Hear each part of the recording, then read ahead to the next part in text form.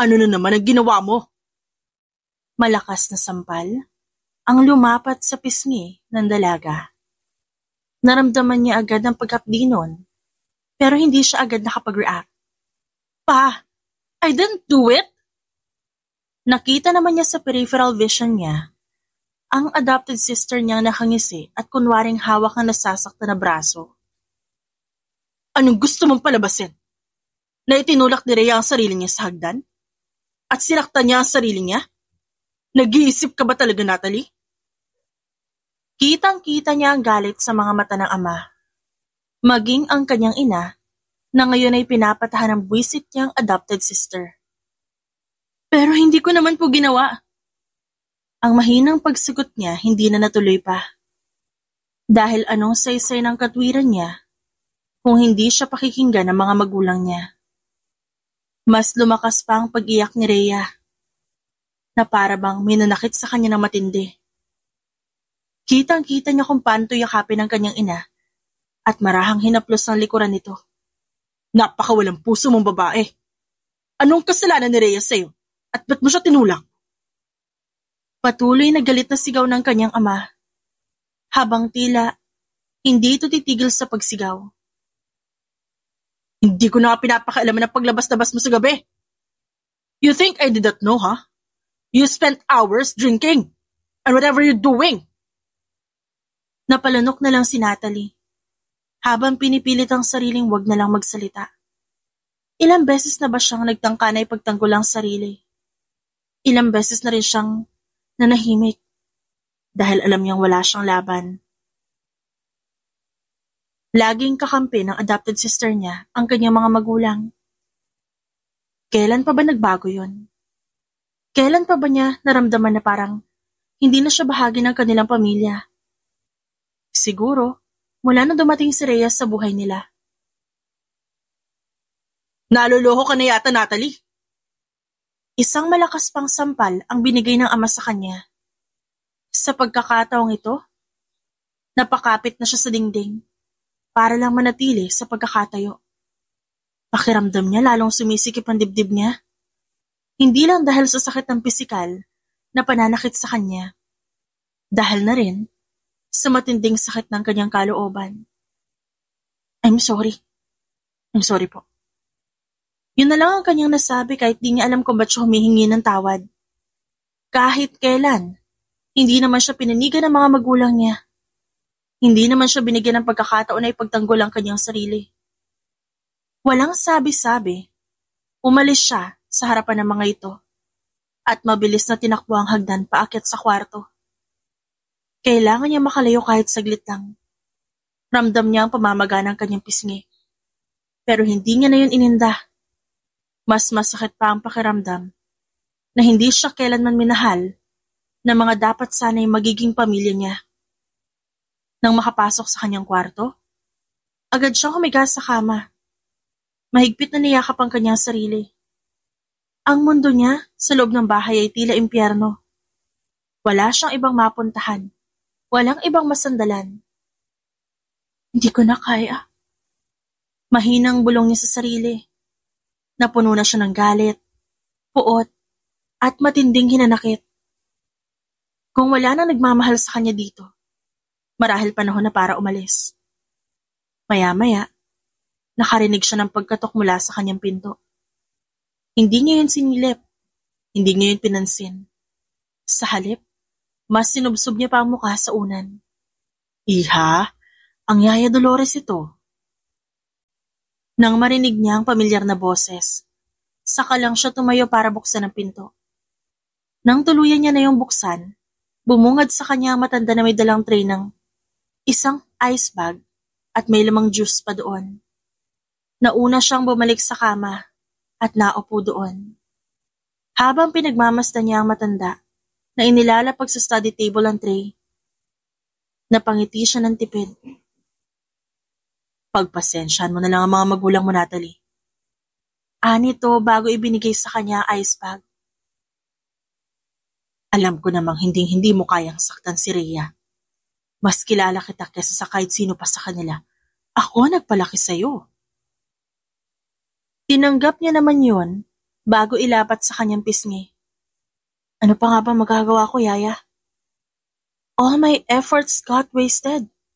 Parang isang basura na tinatapon lang nila. Nahiga siya at tinitigan ng kisame. I don't want to be the Cinderella in their story, Yaya. My parents are rich. To be fair, dapat nga nabibili ko lahat ng gusto ko eh. But why do I feel like an outcast? Ayaw niyang umiyak. For the past 24 years, wala na siyang ginawa kundi ang umiyak at magmukmok. Iha naman. No, Yaya. This will be the last time. I just don't want this kind in my life. Pulang-pula ang labi ni Natalie nang makontento siya sa paglalagay ng lipstick. Kapapasok niya pa lang sa club at nag-reapply siya ulit ng makeup. Halata pa rin kasi ang pamumulan ng pisngi niya dahil sa sampal ng kanyang ama. Kaya naman kinapalan niya na rin ang makeup niya. 2 shots of whiskey, please. Aniya, nang makalapit siya sa bar. Nagpakawala ng malalim na buntong hininga si Natalie habang hinihintay ang kanyang in-order na alak. Hindi niya mapigilang mapatingin sa refleksyon niya sa salamin sa likod ng bar. Maganda pa rin siya, ngunit may bakas ng lungkot sa kanyang mga mata. Napailing siya. Hindi ka pwedeng mabukhang mahina, Natalie. Wala kang kakampi. Mabilis niyang kinuha ang shot ng whiskey at ininom yun ng walang pag-aalinlangan. Ramdam niya ang init ng alak na dumaloy sa kanyang lalamunan. Mahapdi. Pero hindi kasing hapdi na realidad ng buhay niya. Isa pa. Utos niya sa bartender na agad namang sumunod. Habang hinihintay ang kanyang pangalawang shot, may naramdaman siyang presensyang umupo sa tabi niya. Nang lingunin niya yun, nakita niya ang isang lalaking matangkad. May matipunong katawan at halatang sanay sa ganitong lugar. Suot nito ang itim na suit na perpektong bumagay sa malamlam ngunit matalim nitong mga mata. Hindi niya ito kilala, ngunit may kung anong misteryong bumabalot dito na nakakuha ng atensyon niya. You seem troubled, miss. Anang lalaki na bahagyang iniangat ang sariling baso habang nakatingin sa kanya. Hindi agad sumagot si Natalie. Napangisi siya sa kanila raw nang hituturo ang rim ng kanyang baso. And who are you to care? Sagot niya. Hindi itinago ang sarkasmong nakapaloob sa boses. Ngumisi ang lalaki. Tila natatawa sa pagiging matapang niya. Drake Benitez. Sagot nito sa mababang boses, bago tumikim at idinugtong ang salitang, And you? hindi niya inaasahan yon. Napatigil siya. Drake Benitez? Ang nag-iisang Drake Benitez? Alam niyo kung sino ito, sino pa hindi?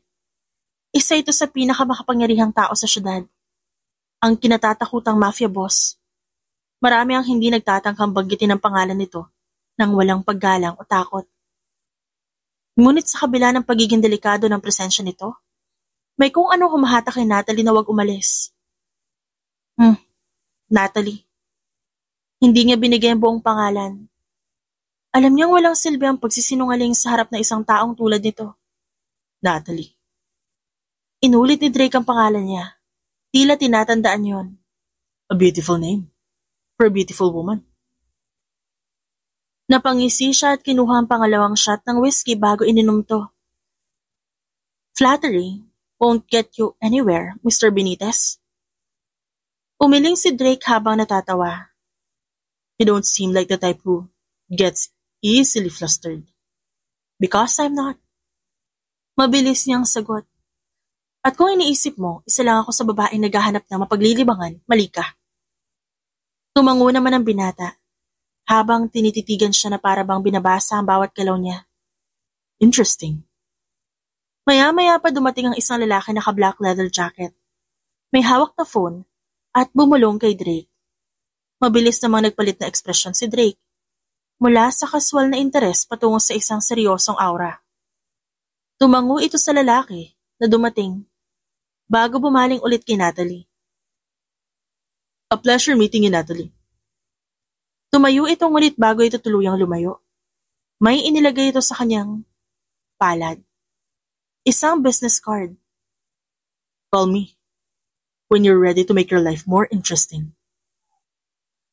Pagkatapos nun umalis na ang binata kasama ang mga tauhan nito.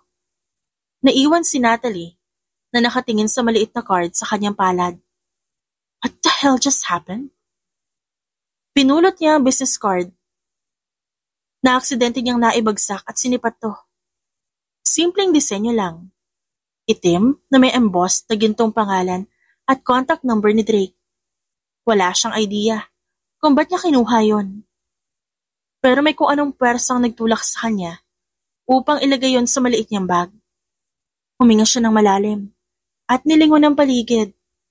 Hindi niya napansin kanina, pero may ilang pares ng mata ang pasimpleng sumusulyap sa kanya. Ang iba'y mukhang nasaksihan ng interaksyon niya kay Drake at tila nagtataka kung sino siya para makuha ang atensyon ng isang taong tulad nito. Napailing siya. Hindi niya kailangan ng ganong atensyon.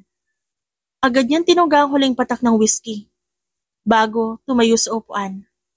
Mabilis siyang dumaan sa dance floor kung saan nagkakagulo ang mga tao sa saliw ng malakas na musika. May ilang lalaking sumubok siyang abangan sa daraanan, pero isang matalim na tingin lang mula sa kanya, sapat ng sagot sa kanilang mga intensyon. Hindi nagtagal, nakalabas na siya ng club. Malamig ang hangin sa labas. Sapat para maibsan kung ano man ang nararamdaman niya. At kahit papano, napapawi nun ang init ng kanyang pakiramdam dulot ng alak. Sumandal siya sa isang poste. Saglit na pinikit ang mga mata. Anong ginagawa ko sa buhay ko? Gusto niyang magpahinga. Gusto niyang lumayo sa gulong ito. Pero saan siya pupunta? Wala naman siyang tahanan na masasabing kanya. Hindi siya pwedeng bumalik sa mansyon ng pamilya niya. Hindi rin siya pwedeng maiwan sa lansangan. Nang maramdaman niyang lumipas na ang ilang minuto ng kanyang pagmumuni-muni, napagdesisyonan niyang tawagin ang isang taxi. Ngunit bago pa siya makasenya sa parating na sasakyan, isang itim na SUV ang dahan-dahang huminto sa kanyang harapan. Kumunot ang noo niya. Bumukas ang bintana ng sasakyan at bumungad ang isang pamilyar na muka. Isa sa mga lalaking kasama ni Drake kanina sa club. Sumakay ka, Miss Natalie. Napaatras siya. Excuse me? Boss wants to see you. Mabilis na lumakas ang tibok ng kanyang puso. Ano? Ngayon na agad? Sabihin mo hindi ako interesado. Tumalikod siya pero bago pa siya makalayo, isang boses ang nagmula sa loob ng sasakyan. Natalie. Nang lingunin niya ito, tumambad sa kanya si Drake mismo. Nakaupo sa likod ng sasakyan. May hawak itong baso ng alak at ang ekspresyon nito ay nananatiling kalmado, ngunit puno ng otoridad. Get in. Utos nito. Napatingin siya sa paligid. Wala namang ibang tao nagmamasid sa kanila. Pero may kung anong bumubulong sa isip niya na kapag sumama siya, wala nang atrasan nito. Bakit siya mag-aaksaya ng oras kay Drake Benitez? Pero sa hindi malamang dahilan, bago pa niya napagtanto ang ginagawa, binuksan niya ang pinto at pumasok sa loob ng sasakyan. Pagkasara ng pinto, agad niyang naamoy ang halimuyak ng mamahaling pabango at amoy ng sigarilyo. Ang loob ng sasakyan ay tila isang luxury lounge. May malambot ang upuan at may minibar sa gilid. Tahimik niyang tinignan si Drake na ngayon nakatingin sa kanya, na tila pinag-aaralan ang bawat kilos niya. You're a hard woman to convince. Anito habang iniikot ang alak sa baso. Maybe, because I don't like being controlled. Sagot niya. Hindi natinag sa titig nito. Ngumisi si Drake. Good. Maya-maya pa lumingon ito sa lalaki nagmamaneho. Drive. What do you want from me? Tanong niya sa gitna ng katahimikan. Kinakabahan siya sa kanyang loob-loob, pero gusto niyang malaman kung bakit ito naging interesado sa kanya ngayon. It's an easy question, Natalie. Because I want you to be mine. Tama siya. Kahit di niya sinabi ang buong pangalan, mukhang alam nito kung sino siya. At may paraan nito para malaman yon. At mukhang malalagay siya sa alanganin. Hindi na matandaan pa ni Natalie kung paano siya nakabalik sa mansyon. Basta na lang natagpuan niya ang sarili na nakahiga sa sarili niyang kama. Natalie, kumain ka. Utos ng kanyang ina ngunit malamig ang tono nito. Sa harap ng hapag, naroon ang kanyang ama, si Sebastian Johnson. Isang respetadong negosyante ngunit isang malupit na ama. Katabi nito ang kanyang ina, na laging tahimik, ngunit di kailanman kumampi sa kanya. At syempre, naroon ang paboritong anak ng pamilya, si Rhea, na tila isang reyna sa harapan ng kanilang magulang. Hindi siya sumagot. Wala siyang ganang sumabay sa kanila. Lalo na't alam niyang wala siyang halaga sa hapag na ito. Kung may iniisip kang kalokohan, Natalie, tigilan mo na. Maswerte kang ang pinatawad ka ng daddy mo sa ginawa mo kay Rhea. Dagdag ng kanyang ina. Napangisi na lang siya. Ngunit hindi niya nalang pinatulan pa. Wala namang saysay. Maya-maya, isang malakas na kalabog ang umalingaw-ngaw mula sa labas. Agad na napalingon silang lahat na bumukas ang pinto ng kanilang mansyon. Isang grupo ng armadong lalaki ang pumasok. Suot ang itim na mga suit at halatang hindi basta-basta. Agad na tumayo si Sebastian, habang ang kanyang ina at si Rhea napaatras sa takot. Ano ibig sabihin nito? Sigaw ng kanyang ama. Walang sino man ang sumagot. Sa halip, isang figurang dahan-dahang pumasok. Ang presensya nito, sapat nang magbigay ng takot sa kahit sino. Si Drake Benitez. Gulat na napatayo si Natalie. Nang magtama ang kanilang mga mata, tila huminto ang oras. Hindi niya akalaing gagawin talaga nito ang sinabi na kukunin siya nito, na aangkinin siya sa harap mismo ng kanyang pamilya. Who the hell do you think you are? Galit na tanong ni Sebastian kay Drake. Wala kang karapatang basta-basta nalang pumasok sa bahay ko. Ngumisi si Drake, isang mapanganib at nakakatakot na ngisi. I don't need permission. Naglakad to palapit kay Natalie, na tila hindi alintana ang galit sa mukha ng kanyang ama. Get away from my daughter!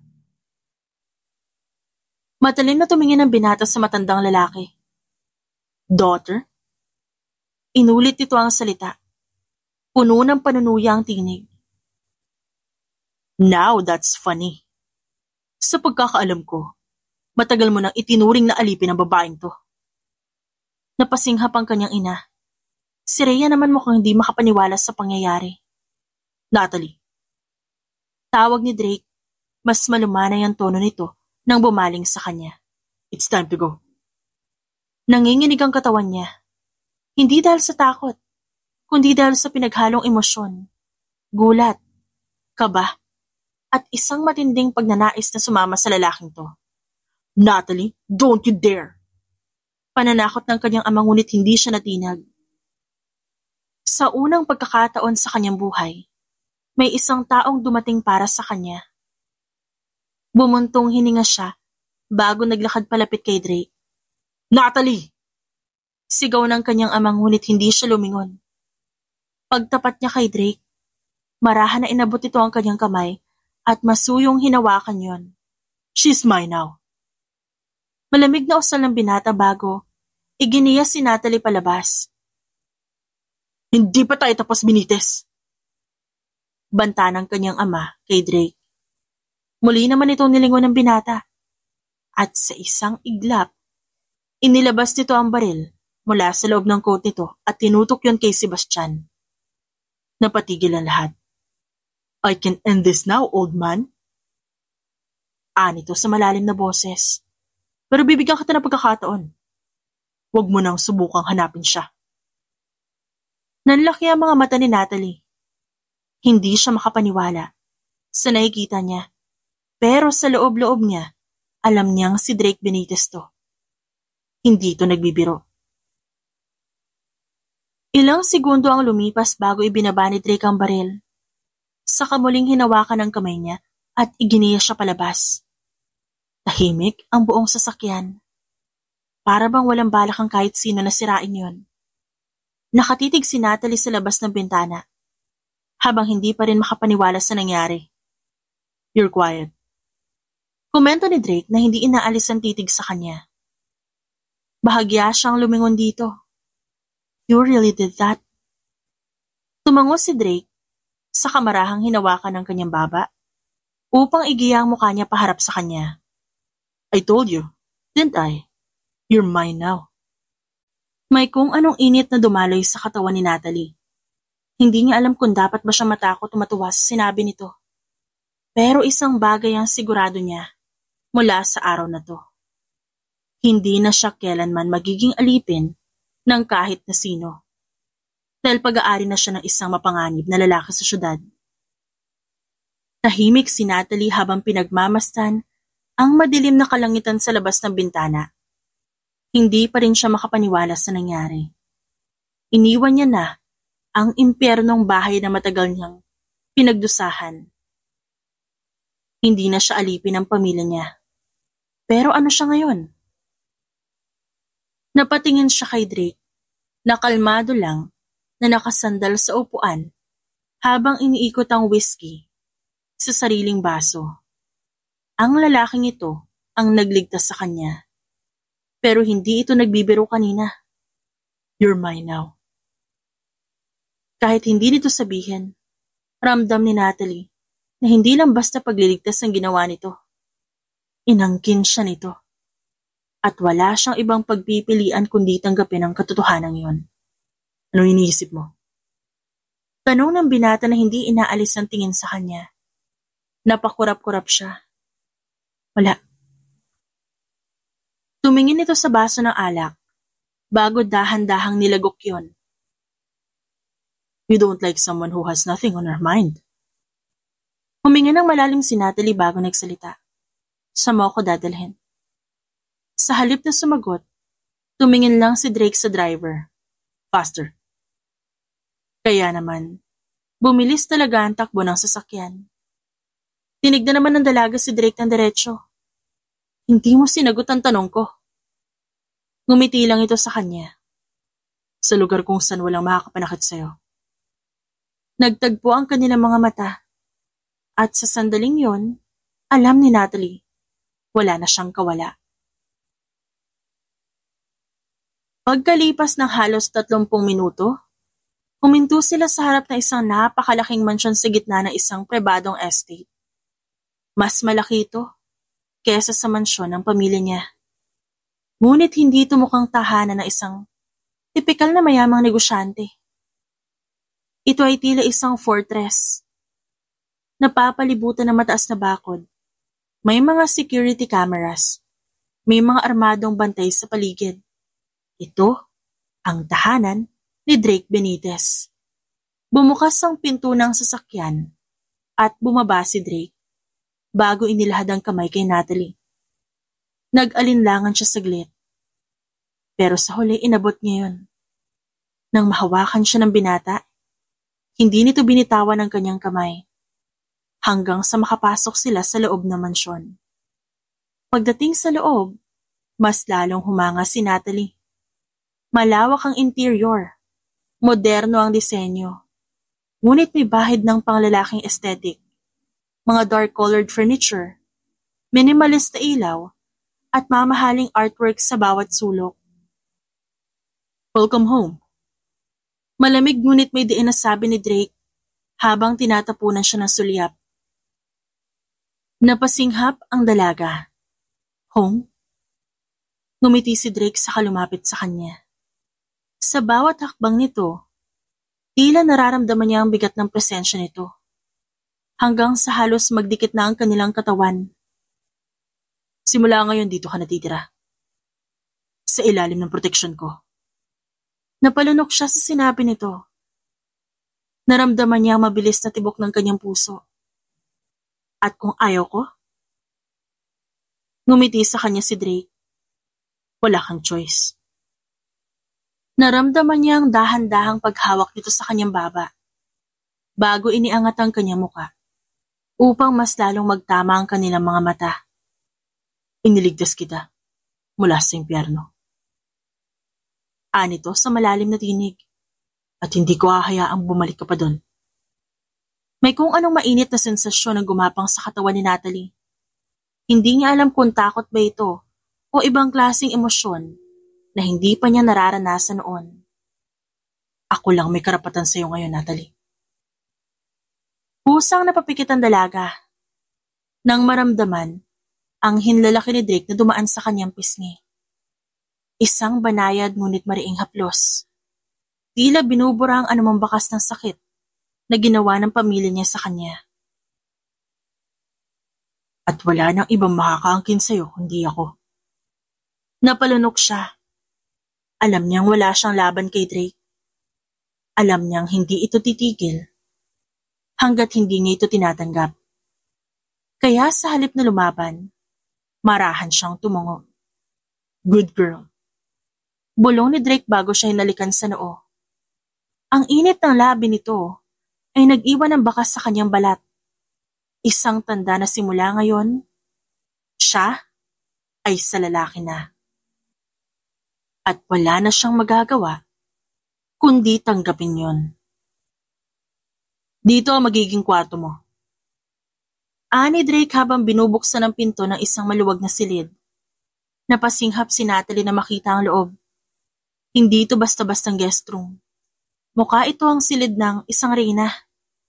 Napakalambot tignan ng king-sized bed. May glass windows na tanaw ang buong lungsod at may sariling walk-in closet. Sa gilid ng kamay may isang fireplace. Nagbibigay ng mainit na ambience sa silid. Hindi ko inaasahan na may ganitong lugar sa bahay mo. Tanging naiusal niya. Ngumisi naman ang binata. I make sure that everything I own is well taken care of. Muling nagtagpo ang kanilang mga mata.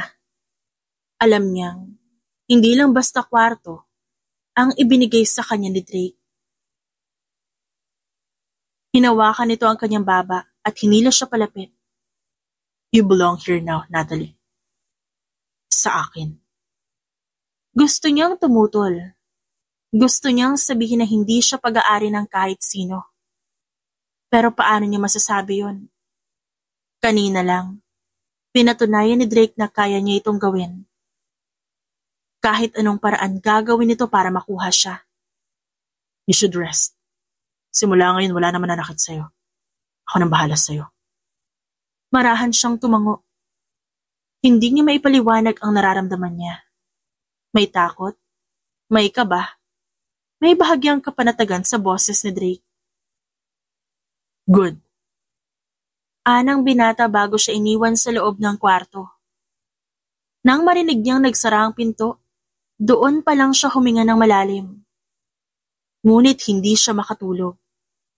Madaling araw na. Pero gising na gising pa rin si Natalie. Nakahiga siya sa malambot na kama pero hindi siya mapakali. Napakaraming nangyari sa isang gabi lang. Mula sa pananakit ng pamilya niya, hanggang sa pagdating ni Drake para kunin siya. At ngayon, narito na siya sa loob ng kanyang bagong tahanan. Pero anong susunod? Bumangon siya mula sa kama at lumabas ng kwarto. Tahimik ang buong bahay. Marahang lumakad si Natalie sa malawak na hallway. Hinayaang akayin siya na sariling paa hanggang sa makarating siya sa isang malaking balkonahe. Mula roon, tanaw na tanaw niya ang buong lungsod. Ang mga ilaw sa ibaba ay parang mga bituin.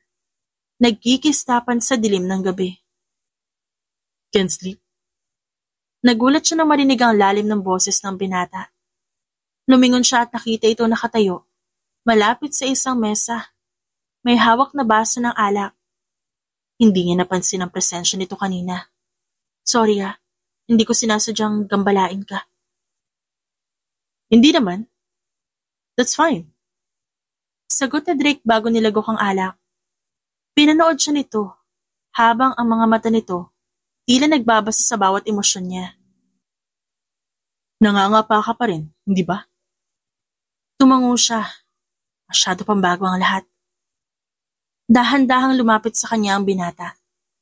Nang tumayo ito sa harapan niya, marahan itong inabot ang baso na alak. Try it. Tinanggap niya yon at dahan-dahang nilasahan ng alak. Napaubo siya ng bahagya sa hapdi ng alkohol sa kanyang lalamunan. Mahilig din naman siya uminom, ngunit hindi ganito katapang. We'll get used to it. Napangiti si Drake.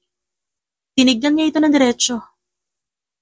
Ganyan ka rin ba sa lahat ng babaeng dinadala mo dito? Dahil sa sinabi niyang yon, nagbago ang ekspresyon ng binata. Napawi ang ngiti nito. Tinapunan siya nito ng seryosong tingin. Natalie, you're the only woman who has ever set foot in my home. Nabigla siya sa sinabi nito. Anong ibig mo sabihin? Ang ibig kong sabihin, wala akong ibang babaeng hinayaan sa buhay ko maliban sa'yo. Napatigil siya. Hindi niya inaasahang marinig yon. But why? Nauutal niyang tanong. Hinaplos ng binata ang kanyang pisngi.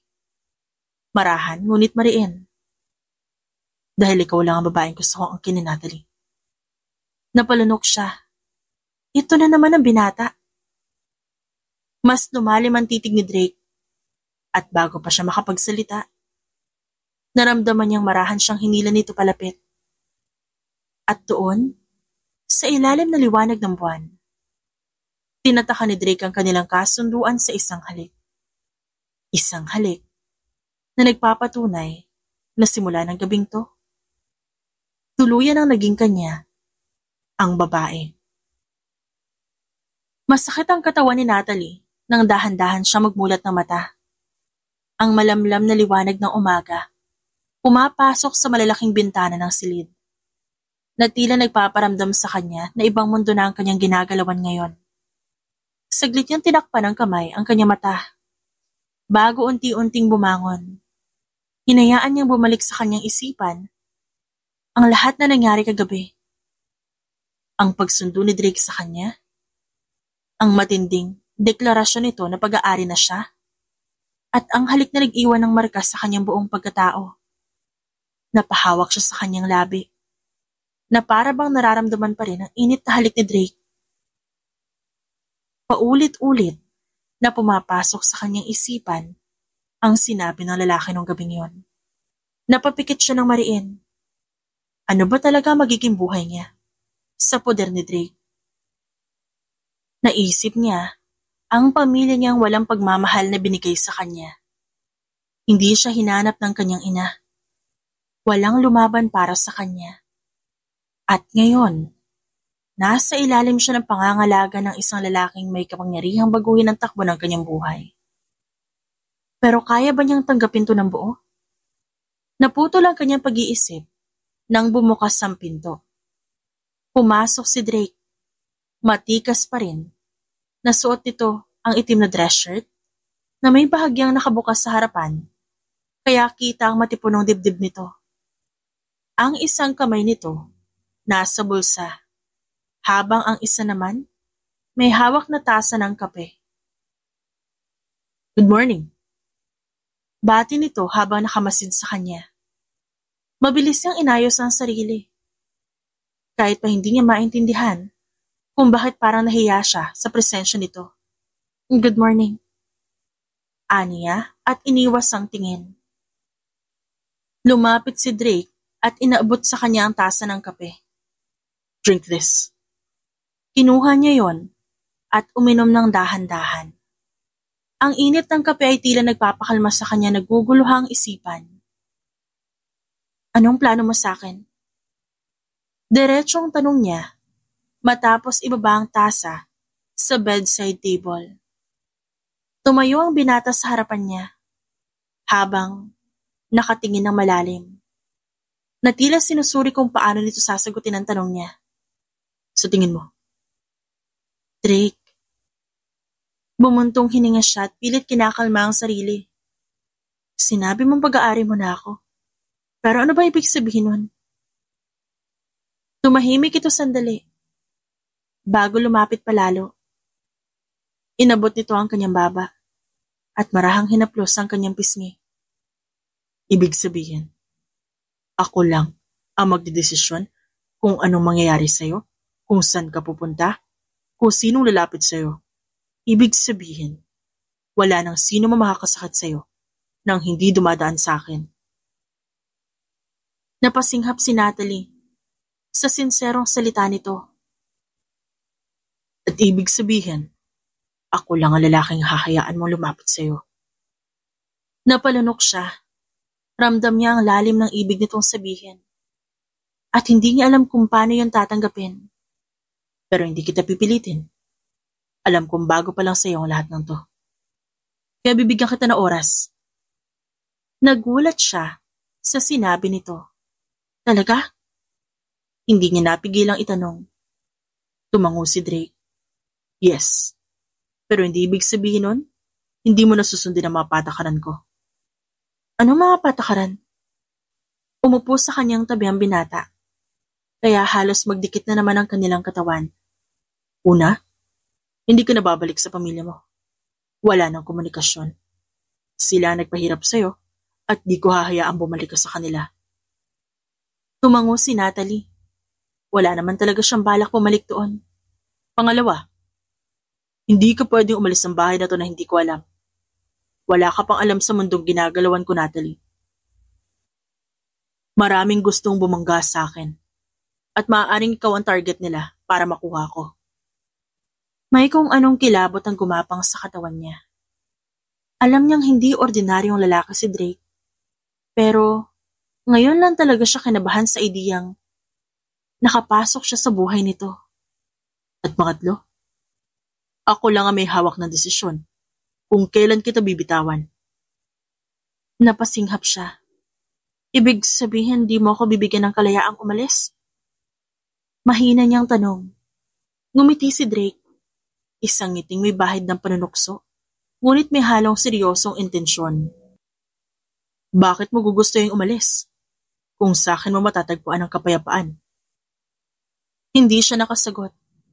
Sa totoo lang wala siyang mapanghahawakang sagot. Dahil sa unang pagkakataon sa kanyang buhay, hindi niya nararamdaman ang pagiging isang outcast. Hindi siya tinatakot, hindi siya pinababayaan, at may isang taong handa siyang protektahan. Kahit pa hindi niya alam kung anong kapalit. At mas nakakatakot yata ang tanong na yon, kesa sa kahit ano pa. 2 araw na mula nang dalhin siya ni Drake sa mansyon. Sa loob ng panahong yon, hindi siya lumabas ng bahay. Tila isang ibong nakakulong sa isang ginintuang hawla.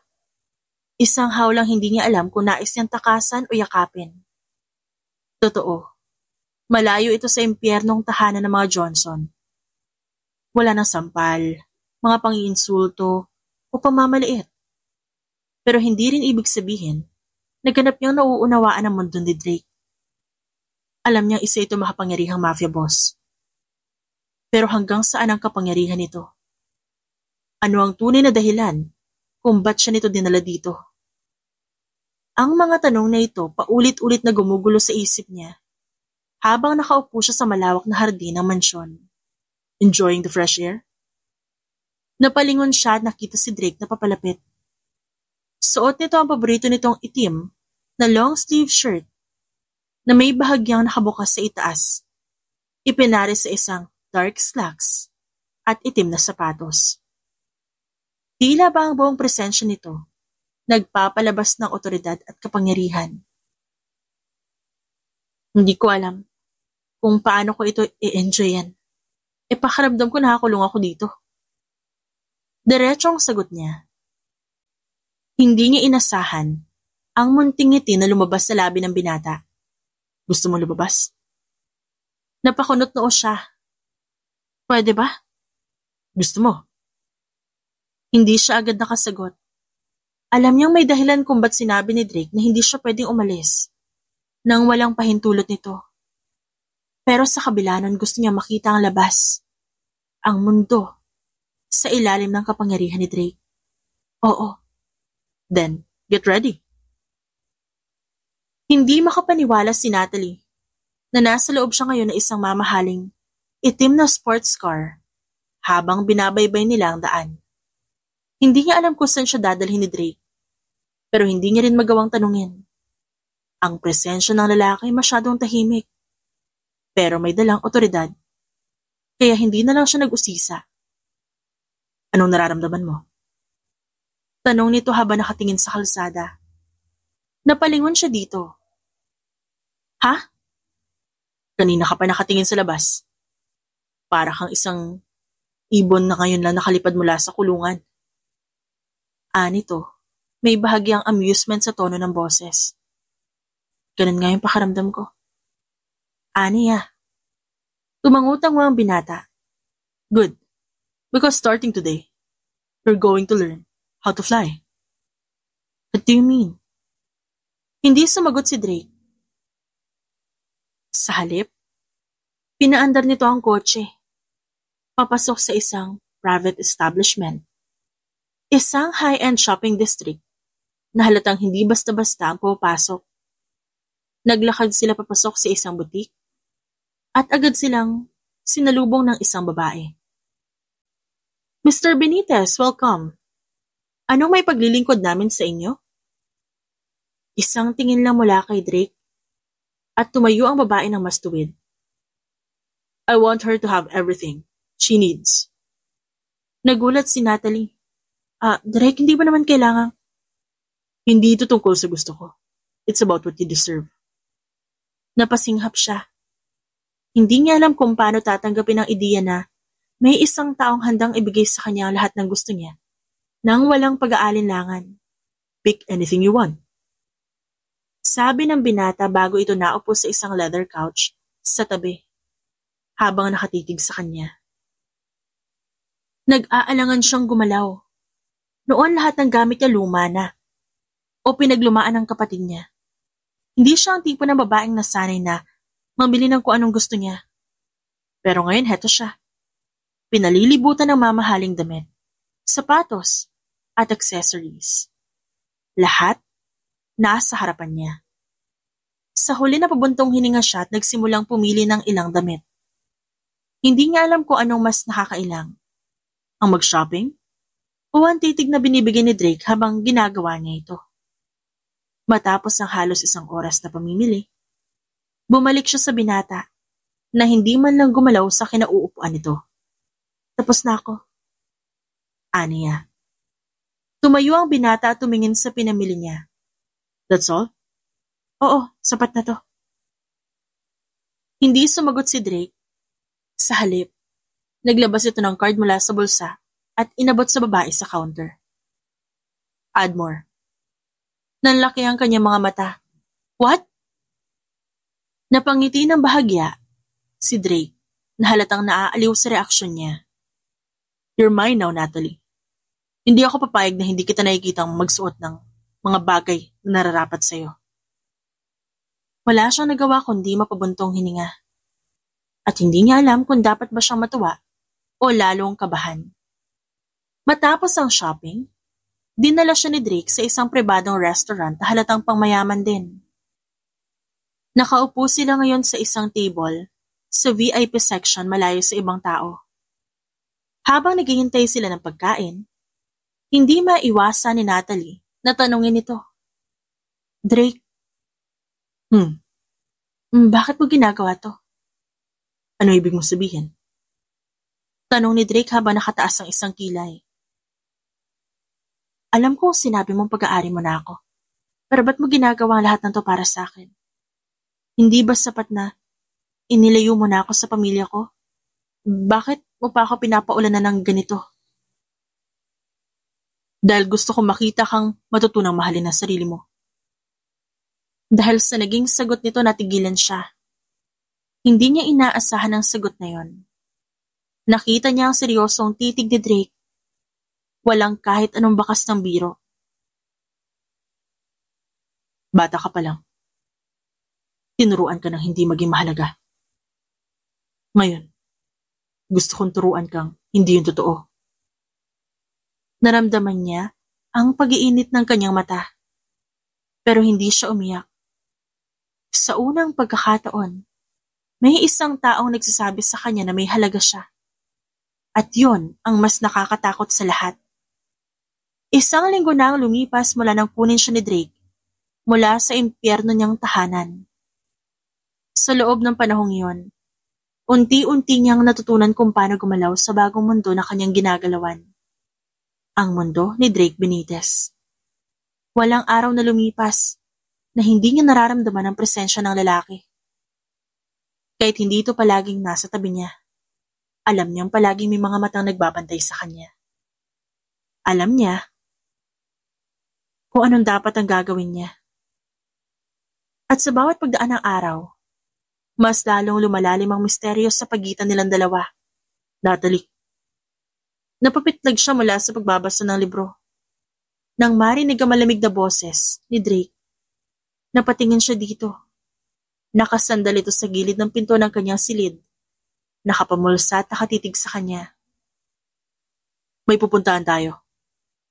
Nito. Napakunot noo siya. Saan?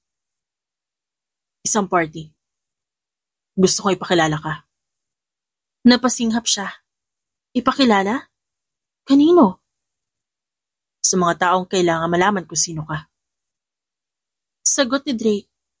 Ramdam niya ang bigat ng mga salitang yon. Kailangan? Anong ibig nitong sabihin? Bakit? Tumitig si Drake sa kanya bago ito yumuko ng bahagya.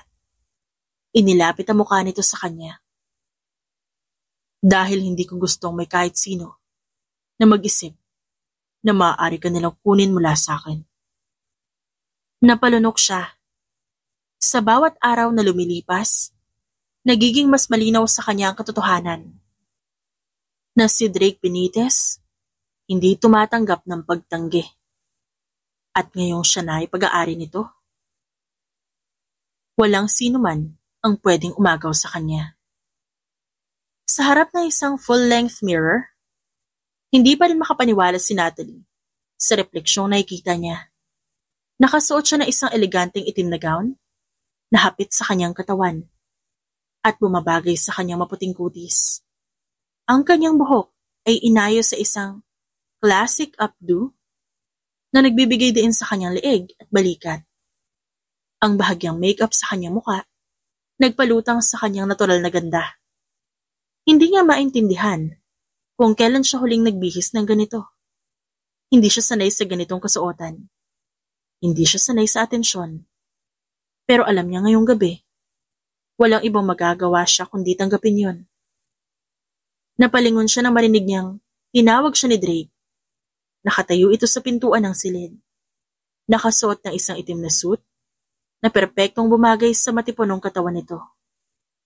Ang buhok nito ay nakaayos at ang matalim nitong tingin dumapos sa kanya. Muling nagkaroon ng tensyon sa pagitan nila. Isang tensyon na hindi niya maintindihan. You look stunning.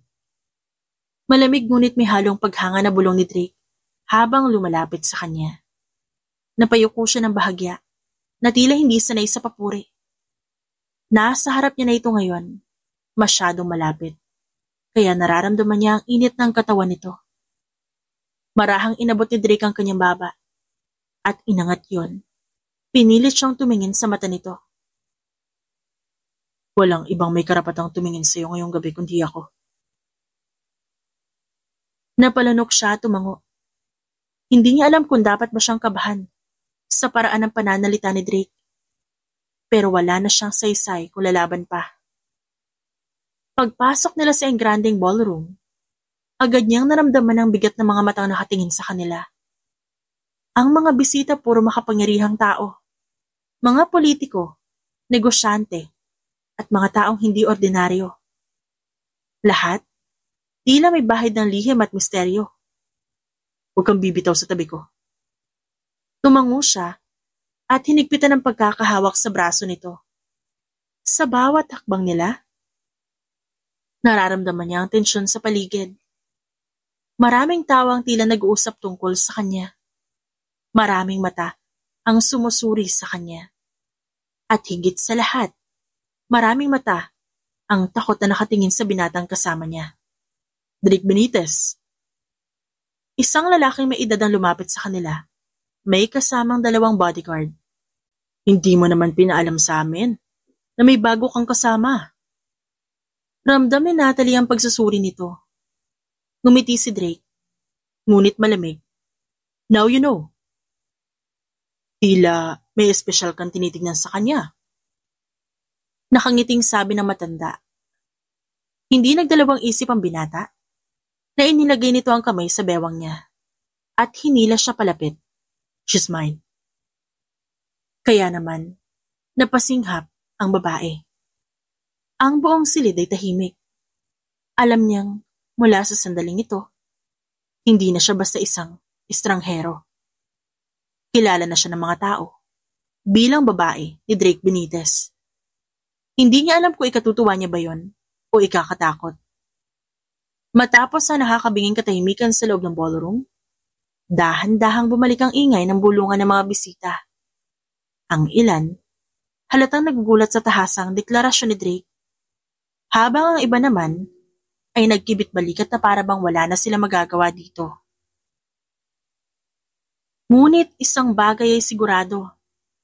Mula sa mga sandaling yon, naging opisyal sa lahat na si Natalie ay pag-aari ni Drake Benitez. Ramdam niya ang tensyon sa paligid, habang ang kamay ni Drake nananatili sa kanyang bewang. Tila sinisiguradong hindi siya makakalayo.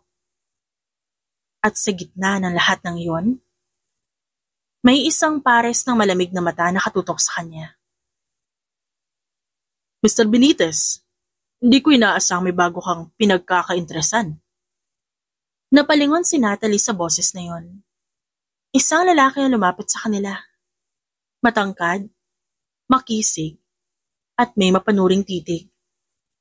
Ang presensya nito, halos kasing bigat ng kay Drake. Ngunit may kakaibang bahid ng kasinungalingan ang mga ngiti nito. Hector. Malamig na bati ni Drake. Napahagat labi si Natalie. Ramdam niya ang tensyon sa pagitan ng 2 lalaki. Di mo naman kami sinabihan na may bago ka palang pinoprotektahan. Nakakatuwang isipin na may isang babae palang pwedeng maging sagabal sa'yo, Benitez. Halos maramdaman ng dalaga ang paninigas ng katawan ni Drake. Ang mahigpit na paghawak nito sa kanyang bewang ay tila nagbigay ng babala sa kanya na huwag magsalita. I would not call her a hindrance. She's more like a reason for me to crush anyone who thinks they can take her away from me. Sa sinabi niya, may ilang taong napaatras sa paligid nila. Ngunit si Hector hindi natinag. Bagkus, ngumisi ito at tumingin muli kay Natalie. Mag-ingat ka, Miss Johnson. Ang pagiging babae ni Drake, hindi isang madaling responsibilidad. Matapos noon, tumalikod na ito at umalis. Ngunit naiwan ng nakakapasong tensyon sa pagitan ng dalawa. Drake? Sino siya? Hindi agad sumagot ang binata. Sa halip, hinigpitan nito ang hawak sa kanya, na para bang iniisip kung dapat ba nito ipaliwanag ang bagay na yon. Isang taong hindi mo kailangang alalahanin. Pero dapat mong tandaan, kung makita mo siya muli, lumayo ka. Hindi niya alam kung bakit, pero naramdaman niyang hindi yon isang simpleng banta. At sa kaibuturan ng kanyang puso, alam niyang hindi yon ang huling beses na makikita niya si Hector. Tahimik lang si Natalie habang nakaupo sa loob ng sasakyan ni Drake pabalik ng mansyon. Sa buong gabi, hindi siya nakapagpigil na isipin ang nangyari. Ang titig ni Hector, ang tensyon sa pagitan nito at ni Drake, at higit sa lahat, ang deklarasyon ni Drake sa lahat ng tao. Hindi niya nais takasan ang katotohanan, pero nahihirapan siyang tanggapin yon. Dahan-dahan siyang napalingon sa lalaking katabi niya. Nakatitig ito sa kalsada. Ang mga kamay ay mahigpit na nakakapit sa manibela. Drake, ba't mo ginawa yon? Ginawa ang alin? Yung sinabi mo sa party. Hindi mo dapat sinabi yon, nakakahiya. Saglit itong natahimik. Ngunit nang bumaling ito sa kanya, may kakaibang seryosong titig sa mga mata nito. Yun ang totoo. Magsasalita pa sana siya. Pero hindi siya pinatapos si Drake. Sa isang iglap huminto sa gilid ang sasakyan. Hindi niya namalayan na lumapit ito sa kanya. Hinawakan ng baba niya at pinagmasdan siya na mabuti.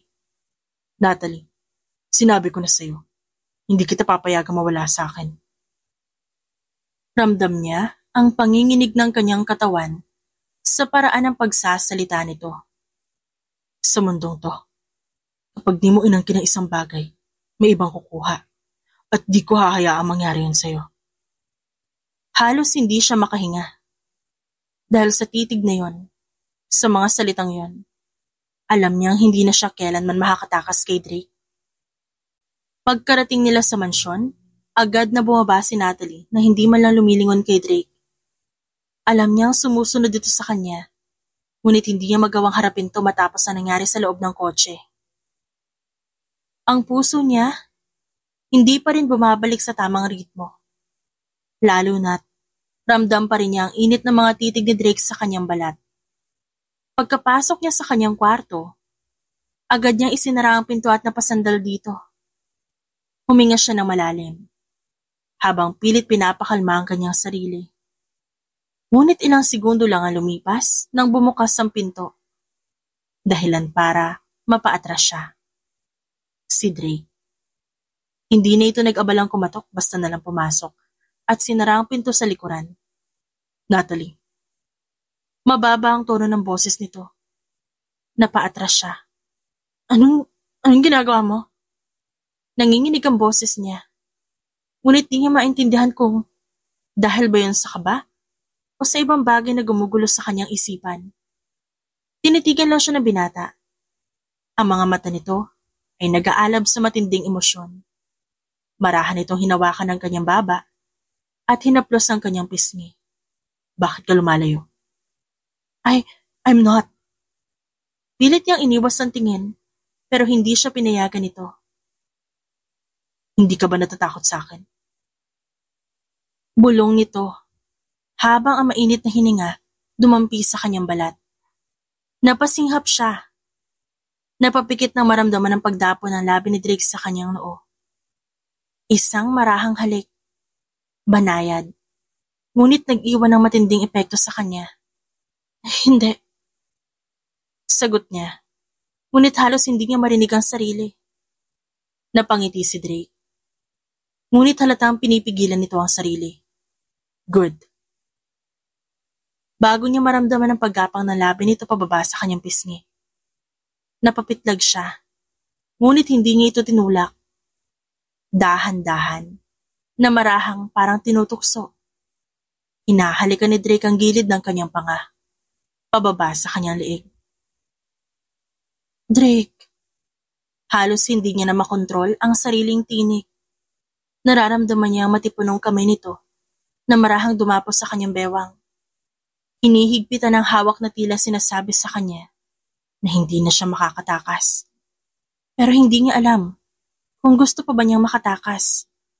Dahil sa bawat haplos nito, sa bawat halik na ibinibigay nito sa kanya, parang natutunaw ang lahat ng rason niya para lumayo. Sabihin mo sa akin, kung gusto mong tumigil ako. Bulong ni Drake sa kanyang tenga. Hinaplos nito ang kanyang likod. Marahang iginuhit ang kamay pababa sa kanyang bewang. Habang ang kanyang labi, patuloy na gumagala sa kanyang balat. Hindi ko alam. Mahina niyang tugon. Isang ungol ang narinig niya mula kay Drake. Tila hindi ito natuwa sa kanyang sagot. Hindi mo alam? At bago pa siya makapag-isip ng tuwid, hinalikan siya ni Drake. Marahas, mapusok, at puno ng pang-aangkin. Napakapit siya sa balikat nito na tila hindi alam ko itutulak o masihigpitan ng pagkakahawak. Napakainit ng labi nito. At sa bawat galaw nito laban sa kanya, nararamdaman niya ang pag-init ng kanyang buong katawan. Wala nang atraso, Natalie. Bulong ni Drake sa pagitan ng kanilang halik. Mainit ang hininga ni Drake habang patuloy siyang hinahalikan. Marahas, pero may halong ingat. Parang takot na masaktan siya, ngunit hindi rin mapigil ang sarili. Napakapit si Natalie sa batok nito. Halos hindi alam kung paano tutugon sa sensasyong ipinadarama sa kanya. Noon pa man, ay may matinding presensya ng binata sa buhay niya. Pero ngayon niya lang ito naramdaman sa ganitong paraan. Dahil ngayon, hindi na lang ito isang lalaki nagbibigay sa kanya ng proteksyon. Ngayon, ito ay isang lalaking umangkin sa kanyang buong pagkatao. At ang nakakabaliw, hindi niya gustong tumutol. Ang kanyang likuran, sumandal sa malamig na semento. Isang matinding pagsasanib sa init ng katawan nilang dalawa. Ramdam niya ang malalakas na bisig ni Drake na nakapalibot sa kanya, na tila pinipigilan siyang makalayo. Pero hindi niya alam kung gusto niya pang lumayo. Dahan-dahang, bumaba ang halik ni Drake sa kanyang panga, papunta sa kanyang leeg. Napasinghap siya na maramdaman ang dulo ng kanyang dila na dumadampi sa kanyang balat. Kasabay ng marahang pagkagat nito. Hindi niya napigilang banggitin ang pangalan ng lalaki. Agad niyang naramdaman ang paghigpit ng hawak ng binata sa kanya. Parang lalo itong ginanahan sa narinig. Alam mo bang, hindi ko gusto ang pag-iwas mo kanina. Pinikit niya ang kanyang mata. Hinahayaan ang init ng kanyang katawan ang magdesisyon para sa kanya. Akala ko kasi hindi mo. Hindi niya natapos ang sasabihin. Muling sinakop ni Drake ang kanyang labi. Ngayong gabi, wala nang alinlangan. Hinayaan niyang palibutan siya nito. Hinayaan ang sariling mahulog ng tuluyan. At nang buhatin siya nito at dalhin sa kama, alam niyang wala na talagang atrasan. Nagising si Natalie sa pakiramdam na mainit na brasong nakayakap sa kanyang bewang. Dahan-dahan siyang tumingin sa lalaking natutulog sa tabi niya. Si Drake. Mukhang mas bata. Mas kalmado sa unang pagkakataon. Walang matigas na ekspresyon. Walang nakasanayang pagiging malupit. Marahan siyang gumalaw upang bumangon. Pero bago pa siya makalayo, hinigpitan ng binata ang yakap sa kanya. Drake. Mahinang tawag niya. Hindi pa ito dumidilat pero malinaw na gising na ito. Babangon na ako. Bumuntong hininga ito bago dumilat. Bakit ang aga-aga mo naman bumangon? Napakagat labi siya. Hindi sigurado kung paano ipapaliwanag ang biglang pagkailang na nararamdaman niya. Kagabi tila wala siyang kontrol sa sarili. Pero ngayong umaga, parang bumalik siya sa realidad. Parang napansin ng binata ang takbo ng isip niya. Bumangon ito at dahan-dahang hinaplos ang kanyang pisngi.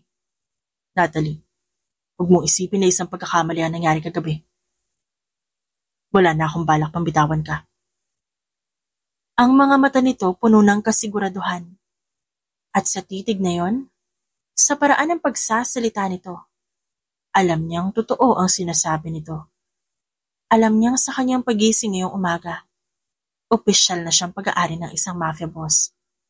At kahit anong gawin niya, hindi na siya makakatakas pa. Mali. Ayaw niya nang tumakas pa. Nakaupo si Natalie sa terrace ng kwarto nila ni Drake. Suot lamang ang maluwag na puting dress shirt na pag-aari ng binata. Ang simoy ng hangin ay malamig. Pero hindi niya yun alintana. Mas malakas kasi ang init na nararamdaman niya sa loob ng kanyang puso. Kagabi, tuluyan niya nang isinuko ang sarili kay Drake. Hindi niya maiwasang tanungin ang sarili. Ano na ngayon? Mahal ba siya ni Drake? O isa lang ba siyang pag-aari nito? Gaya ng lahat ng bagay na gusto nito mapa sa kanya. What are you thinking? Napamulat siya nang marinig ang mababang boses ni Drake. Paglingon niya, nakita niya nakasandal ito sa pintuan. Walang suot kundi itim na pajama pants. Ang katawan nitong matipuno, kitang-kita sa ilalim ng liwanag ng umaga. At ang gulo-gulo nitong buhok, nagbigay sa kanya ng mas natural ngunit nakakaakit na anyo. Para siyang natuyuan ng laway sa lalamunan dahil sa itsura nito. Hindi makatarungan na kahit bagong gising lang to. Napakagwapo pa rin ito. Magandang umaga. Mahina niyang sabi. Lumapit ang binata at hindi siya tinantanan ng tingin. Magandang umaga, love. Bulong nito habang tuluyang umupo sa tabi niya. Ramdam niya ang biglang pagbilis ng tibok ng puso niya sa itinawag nito sa kanya. Hindi ito sanay gumamit ng matatamis na salita. Pero sa tuwing ginagawa nito yon, parang gusto niyang lunurin ang sarili sa nararamdaman niyang kilig. Ano iniisip mo? Hinaplos nito ang kanyang pisngi gamit ang likod ng daliri. Napatingin siya sa malalim nitong mga mata. Drake, ano ba tayo? Saglit ito natigilan. Kita niya ang pagdilim ng mata nito. Hindi dahil sa galit, kundi dahil sa matinding emosyon. Bigla siyang hinawakan nito sa bewang at hinila palapit. Kaya napaupo siya sa kandungan nito. Nag-init ang buong katawan niya. What do you mean? Nangyari na sa atin ang lahat. Pero hindi mo pa rin sinasabi kung ano ba talaga ako sa'yo. Napatingin siya sa mga labi nito. Laging seryoso si Drake. Laging may misteryo. Ngunit ngayong umaga tila may lambing sa paraan ng paghawak nito sa kanya. Ano sa tingin mo? Hindi siya nakasagot. Natalie, ikaw ang tanging babaeng gusto kong makasama. Ang tanging babaeng gusto kong hawakan, protektahan at mahalin. Parang huminto ang mundo niya. Di ko na kailangan magpaliwanag pa, di ba? Mahal kita, Natalie. At isang bihirang ngiti mula kay Drake Benitez ang gumulat sa kanya. At sa isang iglap, muli nitong sinakop ang kanyang labi ng isang halik. Hindi kasing dahas ng kagabi, kundi puno ng pagmamahal at kapayapaan. Niyakap niya ito. Ibinuhos ang lahat ng kanyang emosyon sa paghalik dito. Sa wakas hindi niya na kailangan magduda pati ng puso niya. Si Drake ay kanya. At siya ay pagmamay-ari nito sa parehong paraan. Sa umagang ito, opisyal na siyang hindi lang bahagi ng buhay ng isang mafia boss. Siya ang babaeng mahal nito. At hindi na siya kailanman pakakawalan pa. Nakahiga si Natalie sa kama. Pinagmamasdan ng kisame habang nakadantay ang braso sa noo. Ilang minuto na siyang gising pero hindi niya magawang bumangon. Masyado pang sariwas sa kanya. Ang init ng yakap at halik ni Drake, ilang oras na nakakalipas. Kahit pa ilang beses ang nangyari sa kanila, ang pagiging malapit sa isa't isa, iba pa rin ang nararamdaman niya, lalo na ngayon.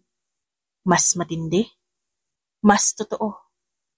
Dahil sa wakas, narinig na niya mula mismo kay Drake ang mga salitang matagal niya nang hinihintay. Na mahal siya nito. Napangiti siya sa sarili habang mariing niyayakap ang unan. Hindi siya makapaniwalang ang isang tulad ni Drake Benitez, ang malupit at kinatatakutang mafia boss, ay kaya palang magmahal ng ganito.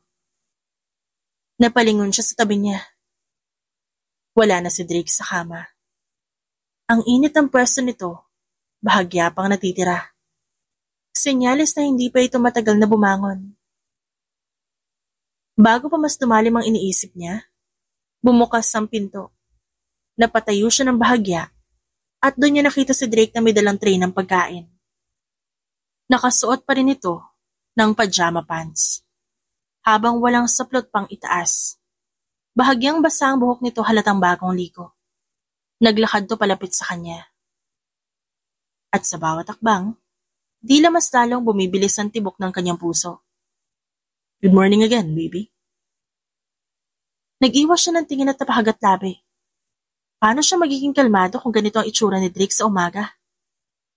I did not expect na marunong ka magdala ng breakfast in bed. Biro niya. Habang pilit tinatago ang pagkapahiya. Umupo si Drake sa kanyang tabi. Nilapag ang tray sa ibabaw ng kama. May pancake, bacon, scrambled eggs, at orange juice. Napansin niyang may kasamang maliit na bouquet ng fresh white roses sa gilid ng tray. Wow, may flowers pa? Kailan ka naging romantic? Tanong niya habang nakataas ang kilay. Since you became mine. Nakangising sagot ng binata. Pakiramdam niya, nagdikit ang tuhod niya sa kilig.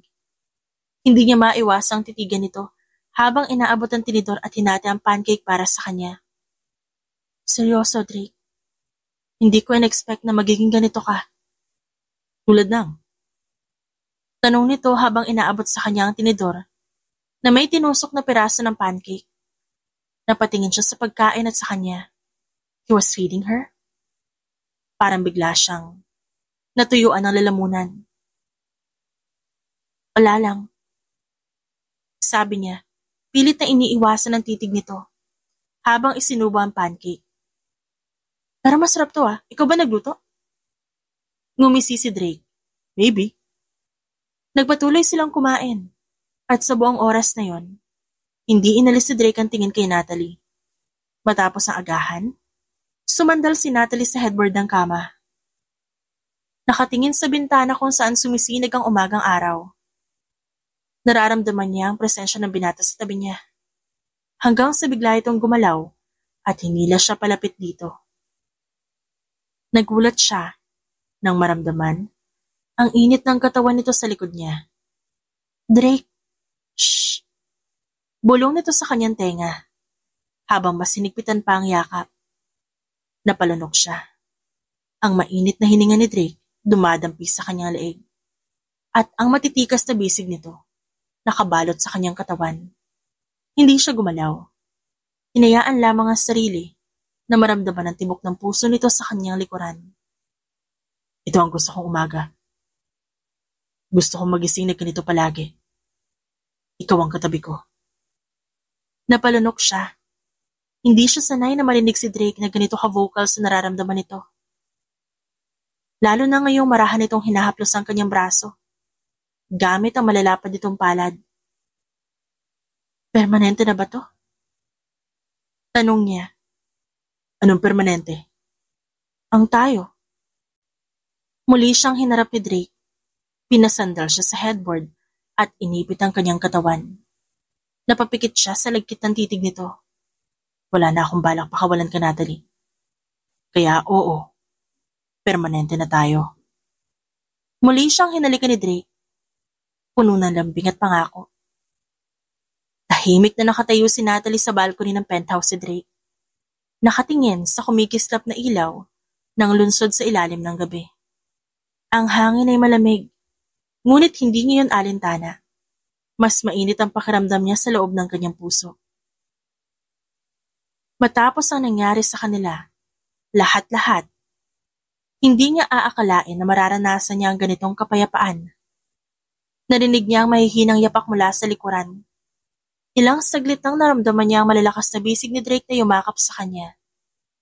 You left me alone in bed. Bulong nito sa kanya. Ang boses ay mababa. Akala ko tulog ka pa eh. Hindi ako makakatulog nang wala ka sa tabi ko. Sumandal naman si Natalie sa lalaki. Hinayaan niyang mag-relax ang kanyang katawan sa yakap nito. Cheesy ka ngayon ah. You bring that out of me. Talaga? Yes. And I have something for you tonight. Nagulat siya nang makita ang dining area na may candlelit dinner na nakahanda. Isang eleganteng setup ng hapunan. May pulang rosa sa gitna ng mesa at may bote ng mamahaling alak. Ano na naman to? Dinner date? Just for the two of us. Hindi siya makapaniwala. Alam niyang hindi romantiko si Drake, pero sa bawat araw na magkasama sila, tila pinapakita nito kung gaano siya kahalaga. Did you plan all of this? Maybe. Umupo ito sa tapat niya at nagbuhos ng alak sa kanilang baso. Habang kumakain sila, hindi maalis ni Natalie ang kilig sa kanyang puso. Pero ramdam niyang may kakaiba sa binata ngayong gabi. Maya-maya pa tumayo si Drake at lumapit sa kanya. Kinuha nito ang kanyang kamay at marahang hinila siya patayo. Natalie. Yes. Humugot ng malalim na hininga si Drake bago dahan-dahang lumuhod sa harapan niya. Tila tumigil ang mundo ni Natalie sa mga pagkakataong yon. Drake. Mula sa bulsa nito, inilabas nito ang isang maliit na itim na kahon. Nang buksan nito, tumambad ang isang napakagandang diamond ring. Simple pero eleganteng disenyo. Perpektong tumutugma sa kanyang personalidad. Natahimik ang dalaga at di agad makapagsalita. Natalie Johnson, I never thought I'd say this in my lifetime. But you changed me. You made me feel things I never thought I wasn't capable of feeling. Napalunok siya habang pinipigilan ng luhang nagbabantang bumagsak. You walked into my life when I least expected it. And now, I can't imagine a future without you. Tumingala si Drake at sa mga mata nito, nakita niya ang katotohanang hindi niya kailanman hinana pero natagpuan niya ang pagmamahal sa piling nito. I want you forever. Marry me, Natalie. Hinawakan nito ang kamay niya at hinaplos yun. Nang makita nito ang kanyang pagtango, marahan nitong isinuot ang singsing sa kanyang daliri. Wala ka nang kawala sa akin. Sa isang mabilis na iglap, tumayo ang binata at niyakap siya ng mahigpit. Hinalikan siya ng puno ng pag-angkin at pangako. Nakatayo si Natalie sa harap ng malawak na garden, kung saan ginanap ang kanilang kasal ni Drake. Ang buong lugar ay napapalibutan ng magagandang puting rosas at nagniningning na mga ilaw, na parang isang panaginip na naging totoo. Suot niya ang eleganteng wedding gown na perpektong bumagay sa kanyang katawan. Mahabang belo ang bumalot sa kanya at ang kanyang mga mata kumikinang sa kasabikan at kasiyahan. Sa dulo ng altar, naroon si Drake, naka-black tuxedo, gwapo, at makapangyarihan ng aura gaya ng dati. Pero ngayon may kakaiba sa kanyang ekspresyon. May lambing, may pag-aalaga, at higit sa lahat, may tunay na pagmamahal. Habang naglalakad siya patungo rito, hindi niya maiwasang balikan ang lahat ng pinagdaanan nila. Mula sa pagiging isang babaeng pinapahirapan ng sariling pamilya, hanggang sa isang babae na minahal at pinrotektahan ng isang lalaking kinatatakutan ng lahat. Ang buong seremonya ng kasal, napuno ng saya at pagmamahal.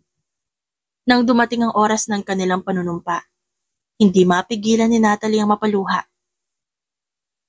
I was lost before I met you, Drake.